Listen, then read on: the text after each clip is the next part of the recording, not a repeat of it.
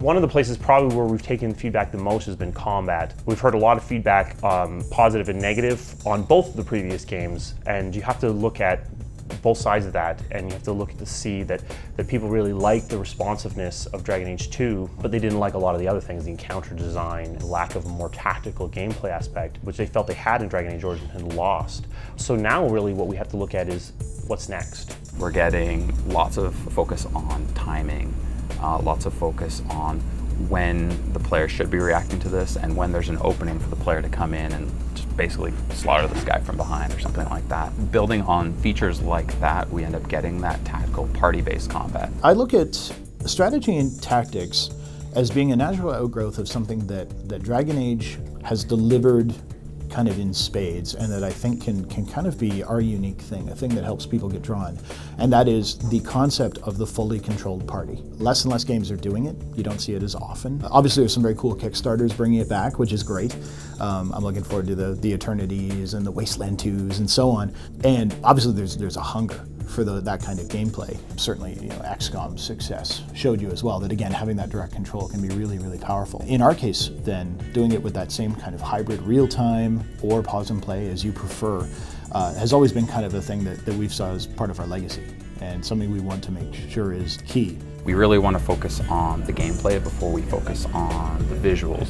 If you look at this character, he's got his weapons there, but you can tell he's definitely temp.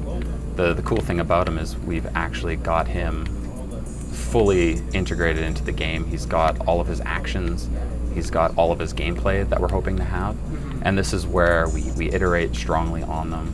We try to ensure that the gameplay is solid, that the creature does everything we need him to do before we move on to the next step. I have some Venatori enemies inside here, which is one of our enemy factions. So this guardsman, he's our sort of more tanky enemy. He's got this massive shield in front of him, so sometimes the tactic is I want to wait for him to do an attack and then maybe get behind him, or see if I can outpace his turn rate, and now I can get him. Or there are also various abilities that you can have as the player that can actually sort of counter this. So as an example, the warrior has an ability called Harpoon, which you basically launch out a harpoon and pull an enemy towards you. With him, you can't quite pull him towards you, but you can get him off balance and pull his shield forward. And now you've actually got him in a vulnerable state where you can start wailing on him. The creatures all have these reaction sets. We're able to create those mechanical differences where you're making different decisions based on who you're fighting.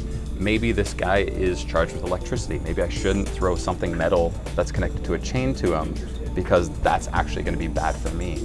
Also, maybe this creature has armor on, so poison is actually not going to get through. It's just going to glance off and it's not going to be effective. With all of these creatures together, I mean, separate they give you challenges, but you can sort of overcome those one at a time. It's when they're all together and you see how those challenges mesh together that you end up getting a Dragon Age encounter where you have all of those complexities and you start thinking you have to think about all of these things running all the time. And you're like, okay, what abilities here, or what positioning should I be in here? I want to give the players the tools to act as a coordinated team, more so than we have in the past. And while we're doing that, to take advantage of some of the key advantages of Frostbite 3, which is to say that we can modify the world a lot more effectively, whether that's smashing through a barricade, knocking over pillars, that kind of stuff, so that the environment is playing a major part of the combat.